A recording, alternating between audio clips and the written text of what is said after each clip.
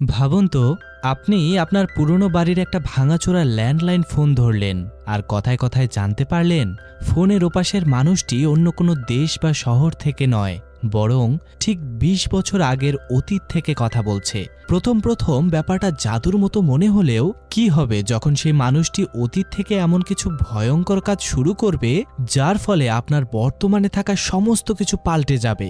আজকে আমরা এমনই একটি মাথা নষ্ট করা কোরিয়ান সাইকোলজিক্যাল থ্রিলার মুভির গল্প সম্পর্কে জানব, যার নাম দ্য কল। এই মুভির প্লট এতটাই পেঁচানো আর ভয়ঙ্কর যে আমি গ্যারান্টি দিচ্ছি এটি আপনার ব্রেন পুরোপুরি হ্যাং করে দেবে। তাহলে চলুন কথা না বাড়িয়ে ঢুকে পড়া যাক আজকের এই অসাধারণ মুভির গল্পে। গল্পের শুরুতে আমরা ২৮ বছর বয়সী একজন মেয়েকে দেখি, যার নাম শিওন, যে কিনা তার অসুস্থ মায়ের সাথে দেখা করতে যাচ্ছিল। তার মায়ের বাড়িটি ছিল একটি বেশ ছিমছাম গ্রামীণ এলাকায়। রাস্তায় তাদের এক ফ্যামিলি ফ্রেন্ড সুংহো তাকে গাড়িতে লিফট দেয়। সুংহো পেশায় একজন স্ট্রবেরি চাষি ছিল। এদিকে সিওন নিজের মোবাইলটি ট্রেনে হারিয়ে ফেলেছিল, তাই সে সুংহোর ফোনটি কিছুক্ষণের জন্য ধার নেয়। সুংহো বলে আজকে রাতের জন্য তার ফোনটা রেখে দিতে, কিন্তু সিওন বলে তার বাড়িতে একটা পুরনো ল্যান্ডলাইন ফোন আছে আর সেটা দিয়েই সে কাজ চালিয়ে নিতে পারবে। মায়ের বাড়িতে পৌঁছানোর পর সে সেখানে একটি পুরনো ধুলো পড়া অব্যবহৃত ল্যান্ডলাইন কানেকশন খুঁজে পায় এবং সেটিকে অ্যাক্টিভ করে।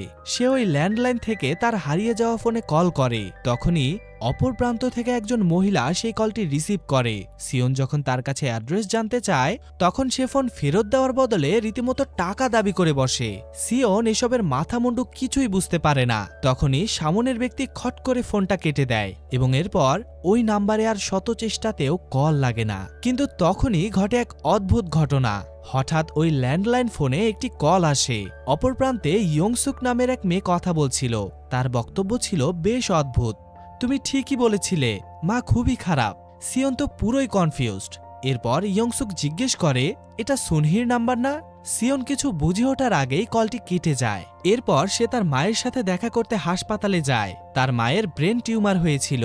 সেখানে সে জানতে পারে তার মায়ের অপারেশন করার জন্য অনেক টাকার প্রয়োজন। সেখানে তার মা বলে, এতগুলো টাকা তুমি কোথায় পাবে? আমি মারা যাওয়ার পর আমার ইন্স্যুরেন্সের টাকাগুলো তুমি তুলে নিও আর তোমার বাবার কবরের পাশে আমাকে কবর দিয়ে দিও। এখানে বলে রাখি, সিওন তার মাকে একেবারেই পছন্দ করত না। তাদের মা মেয়ের সম্পর্কটা বেশ তিক্ত ছিল। তাই সে বলে, আমার বাবার পাশে থাকার তোমার কোনো যোগ্যতাই নেই। পরের দিন সে তার বাবার কবরে যায়। এখানে মৃত্যুর তারিখটা একটু খেয়াল করবেন, ২৭শে নভেম্বর ১৯৯৯। অর্থাৎ আজ থেকে ঠিক ২০ বছর আগে তার বাবা মারা গিয়েছে। তো যাই হোক, সিওন বাড়িতে ফিরলে তার ফোনে আবার কল আসে, যেখানে ইয়ংসুক তাকে পুনরায় বলতে থাকে, আমাকে বাঁচাও, আমার মা আমাকে মেরে ফেলবে। এটি বলে সে তার বাড়ির অ্যাড্রেসটি দিয়ে দেয়। তখন সিওন জিজ্ঞেস করে, তুমি কে? ইয়ংসুক বলে, এটা সুনহির নাম্বার না? সিওন এবারও বিরক্ত হয়ে বলে, না। তখনই কলটা কেটে যায়। ওই দিন রাতে সিওন যখন ঘুমিয়েছিল তখন তার পায়ে আমরা একটি পোড়া দাগ দেখতে পাই। মাঝরাতে হঠাৎ একটা বিকট আওয়াজে সিওনের ঘুম ভেঙে যায়। সিওন সেই আওয়াজ ফলো করে গিয়ে দেখে দেয়াল থেকে তাদের একটি ফ্যামিলি পেইন্টিং নিচে পড়ে গেছে। তাই সে পুনরায় পেইন্টিংটা দেয়ালে লাগানোর জন্য সেখানে তার কাটা মারতে থাকে, কিন্তু তখনই সেটি দেয়াল ভেদ করে অপোজিট পাশে পড়ে যায়। এটি দেখে সিওন বুঝতে পারে দেয়ালের ওপাশে নিশ্চয়ই কোনো ফাঁকা জায়গা রয়েছে। তাই সে একটি হাতুড়ি দিয়ে দেয়ালটাকে ভেঙে ফেলে আর দেখে দেয়ালের পেছনে লুকোনো একটা সিঁড়ি রয়েছে। মূলত এটা সিক্রেট বেসমেন্টের রাস্তা ছিল। সে বেসমেন্টে গিয়ে দেখে সেখানে চেয়ারের উপর একটি পুতুল রাখা।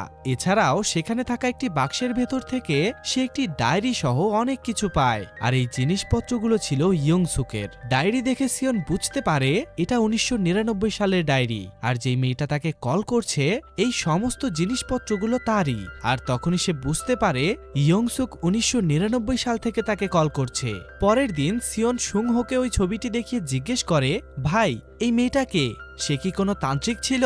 কারণ সিওন সেই ডায়েরিতে অনেকগুলো মন্ত্র লেখা দেখতে পায়। তখন সুংহো তাকে বলে, মেয়েটির নাম ইয়ংসুক আর তার মা একজন তান্ত্রিক ছিল। সে এর চেয়ে বেশি কিছু আর জানায় না, শুধু বলে এটা অনেক পুরনো কথা এবং তার বেশি কিছু মনেও নেই। বাড়িতে যাওয়ার সময় সিওন সুনহি নামের একটি স্টোর দেখতে পায়, যেটা সুংহোর, যা তার বাড়ির একদম কাছেই ছিল। অর্থাৎ ফোনে ইয়ংসুক এই দোকানেই কানেক্ট করতে চাইছিল, কিন্তু বারবার সেটা সিওনের বাড়িতে গিয়ে লাগছিল। এই স্টোরিতে সুনহির কি কানেকশন সেটা আমরা জলদি জানতে পারবো। আমি জানি এখন আপনাদের কাছে বিষয়টা খুবই অদ্ভুত লাগছে, বাট একটু ওয়েট করুন, কিছুক্ষণের মধ্যে আপনারা সমস্ত কিছু জেনে যাবেন। রাতে সিওনের ফোনে আবার কল আসে। এবার ইয়ংসুক রীতিমতো চিৎকার করছিল। সে বলছিল, তুমি তাড়াতাড়ি আসো, আমাকে মা পুড়িয়ে ফেলবে। আর ঠিক ওই মুহূর্তে দেখানো হয় 1999 সালে ইয়ংসুককে তার মা টেনে বেসমেন্টের দিকে নিয়ে যাচ্ছে। সেখানে গিয়ে সে ইয়ংসুকের গায়ে আগুন লাগাতে ধরে। তখন ইয়ংসুক তার মাকে আটকানোর চেষ্টা করে, যার ফলে সেই আগুনটা সিঁড়িতে গিয়ে লাগে। আর দেখা যায় সেই আগুনের ধোঁয়া 2019 সালে থাকা সিওন ফিজিক্যালি দেখতে পাচ্ছে। এই সমস্ত অদ্ভুত ঘটনা দেখে অবশেষে সিওন কিছু কিছু বিষয় বুঝতে শুরু করে। এখানে আসল ঘটনাটি হলো ইয়ংসুক 1999 সালে ঠিক একই বাড়িতে থাকছে যেখানে 2019 সালে সিওন থাকছে। কোনো এক অলৌকিক উপায়ে এদের মাঝে ওই পুরনো ল্যান্ডলাইনের মাধ্যমে একটি ফোন কল লেগে গিয়েছিল। আর এই ফোন কলের মাধ্যমেই 20 বছরের ব্যবধানে থাকা ইয়ংসুক এবং সিওন একে অপরের সাথে জুড়ে যায়। পরের দিন ইয়ংসুক পুনরায় সিওনকে কল করে আর বলতে থাকে, কাল তুমি আমাকে বাঁচাতে এলে না কেন? তুমি কি সুনহি না? তখন সিওন তাকে বলে, আমি তোমার ডায়েরি পেয়েছি, তোমার ছবিও পেয়েছি। এটা শুনতে একটু অদ্ভুত লাগলেও সত্যি হচ্ছে আমরা দুজন একই বাড়িতে আছি, কিন্তু ভিন্ন বছরে। আমি 2019 সাল থেকে বলছি। ইয়ংসুক চিন্তা করে এটা নির্ঘাত কোনো পাগলের রং নাম্বার। সে যখনই ফোনটা কাটতেই যাবে ঠিক তখনই সিওন তাকে আটকানোর জন্য বলে, আজ গিম্পো এয়ারপোর্টে একটি প্লেন ক্র্যাশ হবে, মিলিয়ে নিও। এরপর আমাদের 1999 সালে ইয়ংসুক এবং তার মাকে দেখানো হয়। ইয়ংসুককে তার মা বাড়িতেই বন্দি করে রাখত। ইয়ংসুক এর আগে মেন্টাল হাসপাতাল থেকেও ঘুরে এসেছিল, কারণ সে মেন্টালি পুরোপুরি নরমাল ছিল না। তার মা তাকে অদ্ভুত সব জঘন্য জিনিস খেতে দিত এবং ইয়ংসুককে তা জোর করে খেতে হতো। আসলে এটা ইয়ংসুকের আসল মা নয়। তার মায়ের বক্তব্য ছিল তারা এই বাড়ি থেকে জলদি চলে যাবে, যাতে সে একেবারে ঠিক হয়ে যায়। আর ঠিক তখনই ইয়ংসুক টিভিতে প্লেন ক্র্যাশের ব্রেকিং নিউজ দেখতে পায়, যেটা দেখে সে পুরোপুরি থ হয়ে যায় এবং বুঝতে পারে সিওন আসলেই সত্যি বলছিল। পরের দিন থেকে দুজন ফোনে একদম বান্ধবীর মতো ক্যাজুয়ালি কথা বলতে থাকে। সিওন ইয়ংসুককে জানায় ভবিষ্যতে পৃথিবীতে কি কি উন্নতি হয়েছে। তখন ইয়ংসুক জিজ্ঞেস করে, আচ্ছা আমার কি হবে? এটা শুনে সিওন তার সম্পর্কে ইন্টারনেটে সার্চ দিতেই যাবে, তখনই ইয়ংসুক তাকে থামিয়ে দেয় আর বলে, থাক, দরকার নেই। আমার মা বলে আমার কপাল খুবই খারাপ। আসলে তার মায়ের ধারণা ইয়ংসুকের ভবিষ্যৎ নাকি অনেক ডেঞ্জারাস, তাই সে তাকে কারো সাথে দেখা করতে দেয় না, ঘরের মধ্যেই সবসময় বন্দি করে রাখে। অন্যদিকে সিওন বলে, আমার বাবা 20 বছর আগে একটি ফায়ার অ্যাক্সিডেন্টে মারা গেছেন, যা পুরোপুরি আমার মায়ের ভুল ছিল, কারণ তিনি গ্যাস স্টোভ বন্ধ করতে ভুলে গিয়েছিলেন। আর এখন আমরা বুঝতে পারি সে তার মাকে কেন এত ঘৃণা করে। এখানে মজার ব্যাপার হলো দুজনই তাদের মায়েদের হেট করত, আর এই শত্রুর বন্ধু ফর্মুলায় তাদের বন্ডিং বেশ ভালো হতে শুরু করে। এরপর দেখা যায় আশ্চর্যজনকভাবে 1999 সালে সিওন এবং তার বাবা মা ওই একই বাড়িটি কিনতে আসে যেখানে ইয়ংসুক থাকছিল। ওই বাড়িটি তারা বেশ সস্তায় পাচ্ছিল। এখানে সিওন ছিল মাত্র 8 বছরের একটি কিউট বাচ্চা।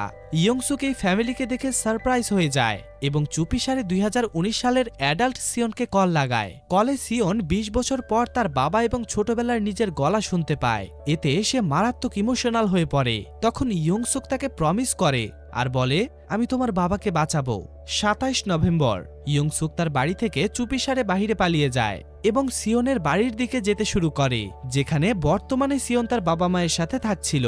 এই দিনটিতেই রান্নাঘরের গ্যাস লিক হয়ে একটি বড় বিস্ফোরণ হওয়ার কথা ছিল, যাতে সিওনের বাবা মারাও গিয়েছে। সিওনের মা যখন বাড়ি তালা দিয়ে চলে যায়, তখন ইয়ংসুক চুপিসারে রান্নাঘরে ঢুকে গ্যাসটি বন্ধ করে দেয়, যার ফলে ওই দিন সিওনের বাবা বেঁচে যায়। আর ভাইরে ভাই, সাথে সাথে 2019 সালে সিওনের রিয়েলিটি বদলে যেতে শুরু করে।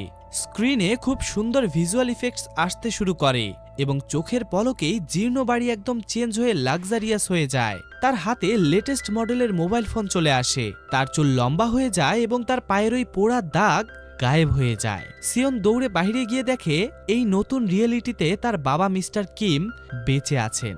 অর্থাৎ অতীতে ইয়ংসুক সিওনের বাবাকে বাঁচিয়ে দেয়ায় তার পুরো বর্তমান পরিবর্তন হয়ে যায়, যেটা শুধুমাত্র সেই বুঝতে পারছিল। তার বাবা মা এই পরিবর্তনগুলো একদমই বুঝতে পারে না, তারা মনে করে সবকিছু স্বাভাবিক আছে। সিওন ২০ বছর পর তার বাবাকে জীবিত দেখে কেঁদে ফেলে, কারণ সে ছোটবেলা থেকেই মায়ের চেয়ে বাবার বেশি কাছের ছিল। এরপর সিওন রুমে গিয়ে ইয়ংসুককে অনেক অনেক ধন্যবাদ জানায়। তখন ইয়ংসুক খুবই অবাক হয়ে যায় আর বুঝতে পারে সে ভবিষ্যতের অনেক কিছুই পরিবর্তন করতে পারবে। এখানে একটি সিন দেখানো হয় যেখানে ইয়ংসুক ১৯৯৯ সালে তার রুমের দেয়ালে হাতের একটি ড্রয়িং বানায়, আর সাথে সাথেই ২০১৯ সালে সিওন সেই ড্রয়িংটা দেয়ালে ভেসে উঠতে দেখে। অর্থাৎ এখানে এই টাইমলাইন রিয়েল টাইমে ঘটছিল। অতীতে সে মুহূর্তে যা কিছু হবে তার সাথে সাথে ফিউচারকে এফেক্ট করবে।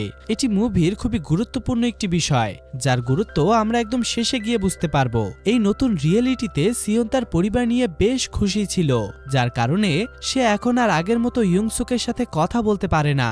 সে তার বেশিরভাগ সময় তার বাবার সাথেই কাটায়, আর এই কারণেই ১৯৯৯ সালে থাকা ইয়ংসুক খুবই কষ্ট পায়। তার জীবনে তো কোনো পরিবর্তন আসেনি, তার উপর তার মা এখনো জঘন্য সব রিচুয়ালস করত। একদিন সিওন ইয়ংসুকের কল রিসিভ করলে ইয়ংসুক তার উপর খুবই রেগে যায়, আর তখনই ইয়ংসুকের মা তার হাত থেকে ফোনটা কেড়ে নিয়ে সিওনকে বলে, তুমি আর আমার মেয়ের সঙ্গে কথা বলবে না। আর দেখা যায় ইয়ংসুকের মা তার উপর একটি ভয়ঙ্কর রিচুয়াল শুরু করে দেয়। পরের দিন সিওন ওই বাড়ির অ্যাড্রেসটি ইন্টারনেটে সার্চ করে বাড়ির হিস্ট্রি জানার জন্য, আর সেখানে সে এক ভয়ঙ্কর তথ্য জানতে পারে। সে দেখে ইয়ংসুকের মা আজকে তাকে মেরে ফেলবে, যার কারণে পুলিশ তাকে অ্যারেস্ট করে নিয়ে যাচ্ছে। সিওন ভয় পেয়ে দ্রুত এই কথা ইয়ংসুককে ফোনে জানায়। ইয়ংসুক ভয়ে ঘরে লুকিয়ে পড়ে। যখন তার মা তাকে ছুরি দিয়ে মারতে আসে তখন সে দেখে ইয়ংসুক বিছানায় নেই, তার পেছনে দাঁড়িয়ে আছে। ইয়ংসুক চিৎকার করে তার মাকে জিজ্ঞেস করে, আমাকে কেন মারতে চাও তুমি? আমি এমন কি করেছি? তার মা বলে, তোর ভবিষ্যৎ বাকি মানুষের জন্য অনেক বেশি ডেঞ্জারাস, তোর জন্য অনেক মানুষ মরবে। ইয়ংসুক এমনিতেই তার সৎমাকে দেখতে পায় না, তাই সে একটা ভয়ঙ্কর সিদ্ধান্ত নেয়। সে তার মায়ের আনা সেই ছুরি দিয়ে তাকেই নির্মমভাবে মেরে ফেলে। ওইদিকে সিওন ইয়ংসুকের কলের অপেক্ষা করছিল, আর তখনই ইয়ংসুক তাকে কল করে বলে, আমি ঠিক আছি। এর মানে হলো সে ২০১৯ সালেও কোথাও না কোথাও অবশ্যই আছে। মায়ের মৃত্যুর পর ইয়ংসুক জীবনে ফার্স্ট টাইম ফ্রিডম পায়। সে বিন্দাস বাইরে ঘোরে, নিজের জন্য নতুন নতুন ড্রেস কেনে, আর মজা করে নিজের ফেভারিট চিকেন খায়। এরপর দেখা যায় সুংহো স্ট্রবেরি দেওয়ার জন্য ইয়ংসুকের বাড়িতে এসেছে ১৯৯৯ সালে, আর এদিকে ঠিক একই সময় সে ২০১৯ সালে সিওনের বাড়িতেও স্ট্রবেরি নিয়ে আসে। ইয়ংসুকের বাড়িতে ঢুকে সে যখন তাদের ফ্রিজে স্ট্রবেরি রাখতেই যাবে তখনই সে সেখানে ইয়ংসুকের মায়ের কাটা বডি পার্টস দেখতে পায়, যা দেখে সে ভয়ে প্রায় অজ্ঞান হয়ে যেতে ধরে। সে কাঁপতে কাঁপতে তাড়াহুড়ো করে পুলিশকে কল করতে যায়, কিন্তু ল্যান্ডলাইন থেকে কল ডিরেক্ট ২০১৯ সালে সিওনের কাছে আসে। অর্থাৎ ওই ফোন থেকে যে কোনো নাম্বারই ডায়াল করা হোক না কেন তা সোজা ফিউচারে সিওনের কাছেই লাগতো। সিওন ফোনে সুংহোর গলা শুনে চিনে ফেলে, আর ঠিক তখনই ইয়ংসুক সুংহোকে মেরে ফেলে, কারণ সে সত্যিটা জেনে গিয়েছিল। আর যখনই সুংহো মারা যায় ২০১৯ সালের রিয়েলিটি আবার ম্যাজিকের মতো বদলে যায়। সিওনের সোয়েটার থেকে স্ট্রবেরির দাগ উধাও হয়ে যায়। সিওন দৌড়ে নিচে এসে তার বাবা মাকে জিজ্ঞেস করে, সুংহো কোথায়? তখন তার বাবা বলে, সুংহোকে। এটা শুনেই সিওন দৌড়ে বাইরে চেক করতে যায় এবং দেখে সুংহোর ফার্ম ২০ বছর আগেই বন্ধ হয়ে গিয়েছে, আর সেখানে সুংহোর কোনো অস্তিত্বই নেই। এরপর সিওন দৌড়ে পুলিশ স্টেশনে যায় এবং জানতে পারে ১৯৯৯ সালে ইয়ংসুক দুজন ব্যক্তিকে খুন করেছে, একজন তার মা, আরেকজন সুনহো, যার কারণে তার যাবজ্জীবন জেল হয়েছে। ওদিকে দেখা যায় দুজন পুলিশ অফিসার ইয়ংসুকের বাড়িতে যায় সুনহোর খোঁজ করার জন্য, কারণ গায়েব হওয়ার আগে সে এই বাড়িতেই এসেছিল। সেখানে ইয়ংসুকের কথাবার্তা শুনে একজন পুলিশ অফিসারের তার উপর সন্দেহ হয়, কিন্তু ওই সময় তারা তাকে কিছু না বলেই চলে যায়। এরপর ইয়ংসুক সিওনকে কল করলে সে তাকে জিজ্ঞেস করে, তুমি সুনহোকে কেন মেরেছ? তার তো কোনো দোষ ছিল না। তখন ইয়ংসুক এই বিষয়টাকে এড়িয়ে যায় আর বলে, আমি কিছুই বুঝতে পারছি না তুমি কি বলছো। তখন সিওন একটা পেপার পড়ে তাকে শোনায় ইয়ংসুক একজন সিরিয়াল কিলার, তার যাবজ্জীবন জেল হয়েছে। এটি শুনে ইয়ংসুক সিওনকে বলে, পুলিশ আমাকে কিভাবে অ্যারেস্ট করেছে একটু খবর নিয়ে আমাকে জানাও। কিন্তু এবার সিওন কোনো কথা না বলে কলটা কেটে দেয়। আর এখন সে বুঝতে পারছে সে কত বড় একটা ভুল করেছে। সে নিজের ভবিষ্যৎ সুন্দর করতে গিয়ে অতীতে থাকা মানুষদের মরণের কারণ হয়ে দাঁড়িয়েছে। এরপর ইয়ংসুক পুনরায় সিওনকে কল করে আর বলতে থাকে, আমি তোমার বাবাকে বাঁচিয়েছি, এখন তোমারও দায়িত্ব আমাকে সাহায্য করা। সিওন কিছু না বলে পুনরায় কলটি কেটে দেয়। সে কান্না করতে করতে চিন্তা করে নিজের পরিবারকে ফিরে পাওয়ার আশায় সে এমন একজনকে বাঁচিয়েছে যে কিনা একজন সিরিয়াল কিলার। ওইদিকে ইয়ংসুক সিওনকে কল করতেই থাকে, কিন্তু সিওন কলটা রিসিভ করে না। ওইদিকে অফিসার ইয়ংসুকের ব্যাপারে ব্যাকগ্রাউন্ড চেক করে জানতে পারে সে অ্যান্টি সোশ্যাল এবং বর্ডারলাইন পার্সোনালিটি ডিসঅর্ডারে ভুগছে, অর্থাৎ তার মানসিকভাবে মস্তিষ্ক বিকৃত। ওদিকে দেখা যায় 1999 সালে বাচ্চা সিওন এবং তার বাবা ইয়ংসুকের বাড়িতে আসে। আসলে তারা রেজিস্টার অফিসে ইয়ংসুকের মায়ের জন্য অপেক্ষা করছিল বাড়িটা কেনার জন্য, কিন্তু ইয়ংসুক তো তার মাকে আগেই মেরে ফেলেছে, তাই সে আর কিভাবে সেখানে যেত। ইয়ংসুক জানতো না আজকে এই ডিল ছিল, আর সেটার খোঁজ নিতেই তারা এখানে এসেছে। ইয়ংসুক এবার বদলা নেওয়ার মোক্ষম সুযোগ পেয়ে যায়। সে কোনো মায়াদয়া ছাড়াই ছোট বাচ্চা সিওনের সামনেই তার বাবাকে নির্মমভাবে মেরে ফেলে। ওদিকে 2019 সালে সিওন তখন তার বাবার সাথে গাড়িতে ড্রাইভিং শিখছিল। তখনই তার বর্তমান পরিবর্তন হতে থাকে। সিওনের চোখের সামনে তার বাবা আবার গায়েব হয়ে যায়, মানে সে আবার মারা যায়। কারণ অতীতে ইয়ংসুক সিওনের বাবাকে মেরে ফেলেছে। সিওন হাউমাউ করে কাঁদতে কাঁদতে তার বাড়িতে ফিরে আসে আর দেখতে পায় সেটা পুরনো এক বাড়িতে পরিণত হয়ে গেছে। তাই এই বাড়িটিও তাদের আর কখনোই কেনা হয়নি। কিন্তু সবচেয়ে অবাক করা বিষয় হলো ওই ল্যান্ডলাইনটি এখনো চালু ছিল। ফ্লোরে রক্ত দিয়ে লেখা ছিল, pick up the phone Sion. Sion phone ওঠায় এবং চিৎকার করে জিজ্ঞেস করে, তুই আমার বাবার সাথে কি করেছিস? ইয়ংসুক ঠান্ডা গলায় বলে, আমি তোমাকে যেই সাহায্য করেছিলাম সেটা আমি ফিরিয়ে নিয়েছি।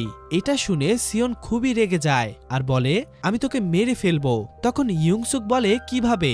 তুমি তো আমার কাছে আসতেও পারবে না, তবে আমি তোমাকে মারতে পারবো, কারণ তুমি আমার সামনে বসে আছো একটা বাচ্চা হিসেবে। এটি বলে সে সিওনকে ব্ল্যাকমেল করতে থাকে আর বলে, আমি তোমাকে মাত্র 1 ঘন্টা সময় দিচ্ছি, যদি এর মধ্যে আমাকে পুলিশ থেকে বাঁচার উপায় না দাও তবে আমি তোমাকেও মেরে ফেলবো। সহজ কথায়, সে যদি 1999 সালের 8 বছরের সিওনকে মেরে ফেলে তবে 2019 সালের টাইমলাইন থেকে বড় সিওনও চিরতরে গায়েব হয়ে যাবে। এটি শুনে সিওন ইন্টারনেটে ঘাটাঘাটি করে। এক পর্যায়ে সে জানতে পারে ইয়ংসুক যেই চাকুটা দিয়ে তার মাকে মেরেছিল, পুলিশ সেই চাকুতে থাকা ফিঙ্গারপ্রিন্টের মাধ্যমে ইয়ংসুককে অ্যারেস্ট করেছে। পাশাপাশি সে আরেকটা নিউজ দেখে যেখানে একই দিনে একটি জায়গায় সিলিন্ডার ব্লাস্ট হয়ে আগুন ধরেছিল। কিছুক্ষণ পর সে ইয়ংসুককে কল করে এই সমস্ত বিষয় জানায় এবং একটি জায়গার অ্যাড্রেস দেয় আর ঠিক বিকেল 5টায় সেখানে যেতে বলে। ইয়ংসুক ঠিক 5টায় ওই অ্যাড্রেসে চলে যায়। আসলে সিওন তাকে ওই গ্যাস অ্যাক্সিডেন্টের স্পটে পাঠিয়েছিল, যেখানে ঠিক ওই সময় বড় একটা গ্যাস বিস্ফোরণ হয়েছে। সে চেয়েছিল ইয়ংসুক ওখানেই মরে যাক। ইয়ংসুক যখন সেই জায়গার কাছে যায় তখন সেখানে বিশাল একটি বিস্ফোরণ হয়, কিন্তু দুর্ভাগ্যবশত তার এই প্ল্যানটা ফেল হয়ে যায়। সিওনের কাছে পুনরায় ফোন আসে আর সে বুঝতে পারে সাইকো ইয়ংসুক এখনো বেঁচে আছে। ইয়ংসুক সিওনকে বলে, তুমি মিথ্যে বলে আমাকে মারতে চেয়েছিলে, এর শাস্তি তো তোমাকে পেতেই হবে। এটা বলে সে রাগের মাথায় ফুটন্ত পানি ছোট সিওনের পেটে এবং পায়ে ঢেলে দেয়, আর তার ব্যথা এবং পোড়া দাগ 2019 সালে থাকা বড় সিওনের পেট এবং পায়ে ফুটে ওঠে। এরপর ইয়ংসুক সিওনকে জানায় যে তার মা এই বাড়িতেই আসছে। পাশাপাশি সে এটাও বলে তার মায়ের জন্য তার বাবা মারা যায়নি। ওই দিন তার মা তো গ্যাস বন্ধ করে বাইরে গিয়েছিল, কিন্তু সেই ছোট্ট সিওন বুঝতে না পেরে গ্যাসটাকে চালু করে দেয়, যার ফলে তার বাবা মারা যায়। 2019-এ থাকা সিওন বুঝতে পারে তার জন্যই তার বাবা মারা গিয়েছে। এরপর সিওন দৌড়ে পুলিশ স্টেশনে যায় এবং সেখানে একটা ডায়েরি বের করে যেখানে ইয়ংসুকের কেসের ডিটেলস লেখা ছিল। ডায়েরি পড়ে সে ইয়ংসুককে কারেক্ট ইনফরমেশন দেয়। ইয়ংসুক জানতে পারে ছুরিটা কোথায় আর সে সেটাকে খুঁজে বের করে পুড়িয়ে ফেলে। তখনই সিওন দেখতে পায় ডায়েরি থেকে ইয়ংসুকের কেসটা মুছে যাচ্ছে আর সেই কেসটাই পুনরায় নতুন করে লেখা শুরু হচ্ছে। আসলে অতীতে সিওনের মা তার মেয়েকে খুঁজে না পেয়ে পুলিশ কমপ্লেন করেছিল, যার ফলে কেসটা পুনরায় ওপেন হয়েছিল, যার কারণে ডায়েরিতে থাকা পূর্বের সমস্ত কেস একা একাই মুছে যায়। কারণ অতীতে ইয়ংসুক তার বিরুদ্ধে থাকা সমস্ত এভিডেন্স পুড়িয়ে ফেলেছে। এদিকে 2019 সালে দেখা যায় সিওনের বাড়িটি একা একাই পরিবর্তন হয়ে যাচ্ছে এবং পুরো বাড়ি ফ্রিজ দিয়ে ভর্তি হয়ে যাচ্ছে, আর ওই ফ্রিজগুলোতে অনেকগুলো ডেড বডি রাখা ছিল। আর তখনই আমরা বুঝতে পারি অতীতে ইয়ংসুক বেঁচে যাওয়ায় বর্তমানেও সে চলে এসেছে এবং এখনও সে তার হত্যাকাণ্ড চালিয়ে বডিগুলোকে ফ্রিজে ঢুকিয়ে রাখছে। তখনই দেখা যায় গ্লাসের ওপার থেকে একটা শ্যাডো অতীতের ইয়ংসুককে কল করে বলছে, তুমি ধরা পড়তে চলেছ, তাই সাবধানে থেকো। এই ব্যক্তি কে সেটা আমরা কিছুক্ষণ পরেই জানতে পারবো। এরপর সিওনের মা পুলিশকে নিয়ে ইয়ংসুকের বাড়িতে চলে আসে। সেখানে সে তার মেয়েকে খোঁজাখুঁজি করতে থাকে। খুঁজতে খুঁজতে এক পর্যায়ে সে সেই বাড়ির ল্যান্ডলাইন ফোনটি নিয়ে কল করে, আর তখনই কলটা 2019 সালে থাকা সিওনের কাছে চলে আসে। সিওন তার মায়ের কণ্ঠ শুনে তাকে বলতে থাকে, তুমি এখনই ওখান থেকে পালাও, ও তোমাকে মেরে ফেলবে। সে যখন এটা বলছিল ঠিক তখনই দেখা যায় তাকে পেছন থেকে কেউ একজন আঘাত করছে, যার ফলে সে অজ্ঞান হয়ে যায়। আর তখনই দেখা যায় সিওনকে ইয়ংসুক আঘাত করেছে, অর্থাৎ তারা দুজনে এখন একই বাড়িতে আছে। অপরদিকে অতীতের ইয়ংসুক পুলিশকে মেরে ফেলে এবং সিওনের মাকে ধাওয়া করতে থাকে। সে ফোনটি নিয়ে সেখানে থাকা একটা রুমের ভেতরে লুকিয়ে পড়ে। ওদিকে বড় সিওনও ফোনটা নিয়ে ইয়ংসুকের হাত থেকে বাঁচার জন্য একটা রুমের ভেতরে গিয়ে লুকিয়ে পড়ে।